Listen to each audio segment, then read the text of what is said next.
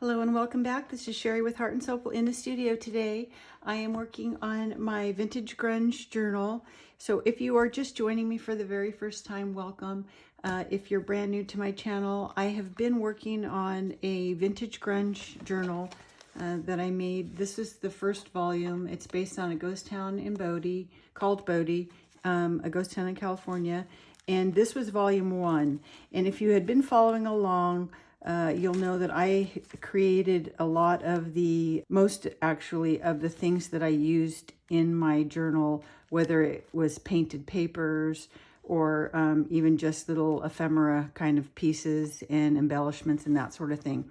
So I'm trying to be good as I do volume 2 and create the paper pack as I go, and other paper packs that I'm using in my journal, and make them available as soon as possible, so that if you're following along and want to work on these, they'll not only go with this journal, but really kind of any sort of grungy project that you might have going on. So for the first volume, I have now put in my Etsy shop some paper packs, and I'll put links to everything down below. I'll put the playlist for volume 1 that's already finished, the playlist for volume 2 that I'm working on now, and then also the different paper packs that I've used. So I've mentioned these before. There are standalone videos that go through each one of these.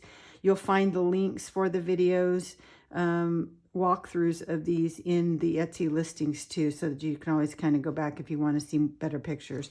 And that's why I'm doing this one today. This will be my newest pack. So I had the fresco background finishes that look like old plastered walls, and those are 16 hand-painted designs. Those are in the Etsy shop. And then I have the distressed wallpaper pack that were made to look like old wallpaper walls. That one's 18 hand-painted designs.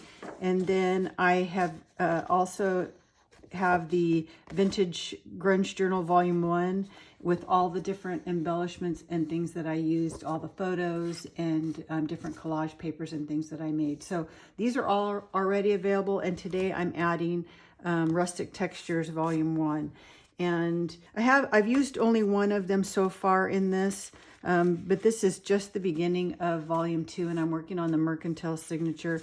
I did mention that I would put wood grain. This is actually, the wood grain that I used for this was actually a Tim Holtz 3D folder, embossing folder. But I've included 4 different pieces of wood grain in this also, in case you don't have a way to emboss this wood grain.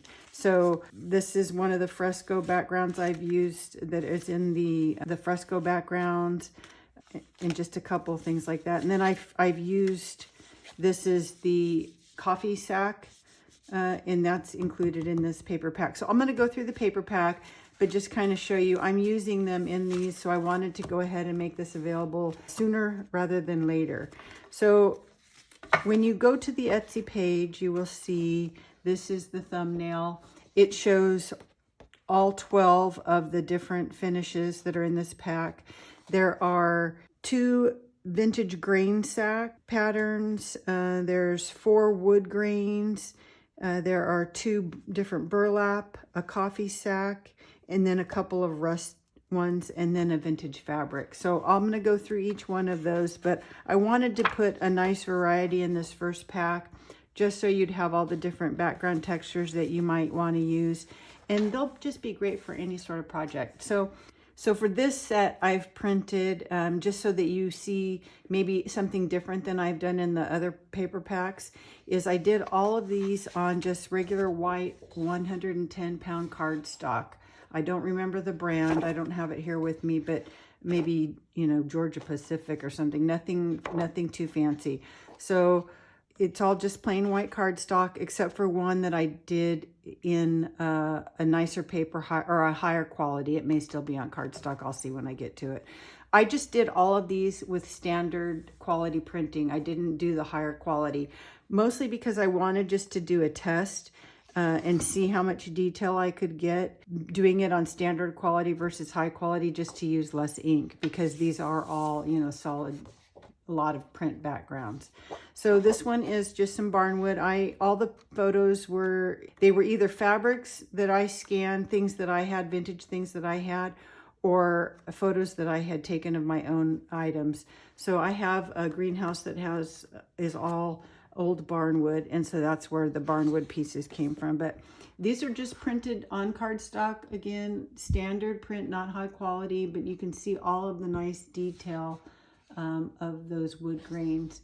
So I've got that one. There's 4 wood grain ones. This was a piece of vintage fabric, and then I actually distressed and aged the fabric more, and then scanned this one in actually the back side of the fabric because I wanted it to look really old and faded and dirty and grungy. So I do have that one vintage print fabric. And again, this was just done on white cardstock, 110 pound with standard printing. You can see the difference on the thumbnail, even just in the color and the intensity of the detail, because this one was done on the Epson paper with high quality. So if you do high quality and paint and print on better paper, you're going to get more detail and a depth of color. But for backgrounds, I wanted you to see, you know, that if these are just going to be backgrounds, this may be enough quality for you. So this is one of the burlap ones. You can see the color of that, and you can adjust the color on these. I've kind of got them adjusted to what they look like in their original form. And this is another wood grain. Another wood grain.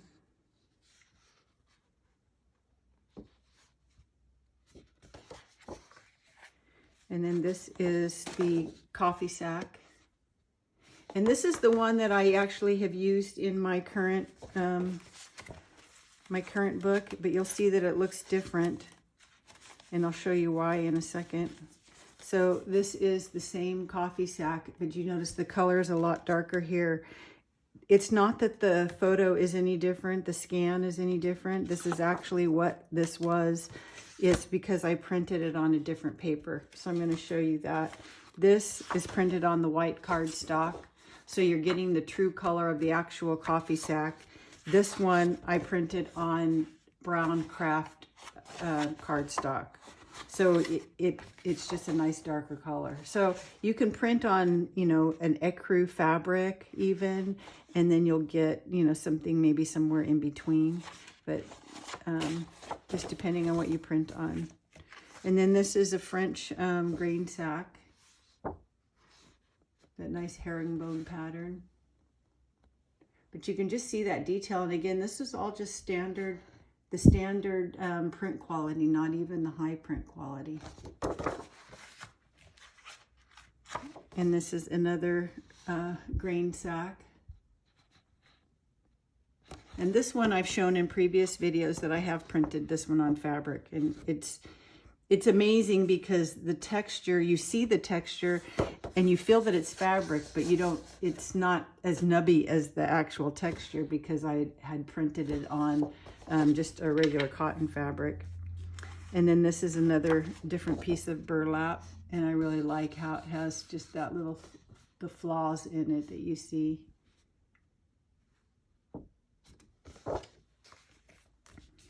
And this is one of my favorite wood grains.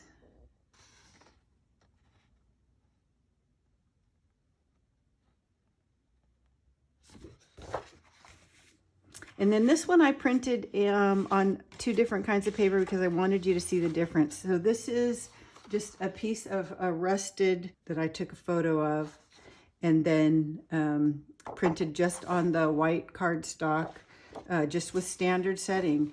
And then this one, you can see the difference. This is with the same printer, but this was done on a high quality setting. And I believe, I want to say I did it now that it was a few days, but I'm thinking I may have done it. I was trying to decide if I did it on Epson paper. This one was done on the Epson premium presentation paper. high quality versus cardstock, just regular cardstock with standard print setting. So that just gives you an idea about the difference that you can get depending on what paper you use and what quality. The printer that I'm using is the Epson EcoTank ET8500. So that's what I did. So depending on what you want to do, you know, with this, if it's just background, you know, this might be fine. But if you really want it to be a focal point or really get that vibrant color, then the higher quality paper is really nice for that. I think this one would also be better printed on the higher quality paper just to get the detail. So that's real old rusty screen over the top of my my fake rust finish that I had done on a suitcase. So I think this one would look really good, again, on the vibrant paper. And I may, if I get to a point where I'm using it in my journal, I may print it on that just so you can see the difference too. But that is my paper pack. I think that's all of the 12 designs. I'm not sure how I'll be using them in my book, but I know that, you know, I'm using for sure this one, the coffee sack. And I'm sure I'll be using more throughout. So I wanted to go ahead, as promised in my last video, and get this one up and available as soon as possible. So there you have it. I will put links to everything down below, including the printer and the paper that I've used, just so that you'll see that. So have a great rest of your day. Now go make something. Bye.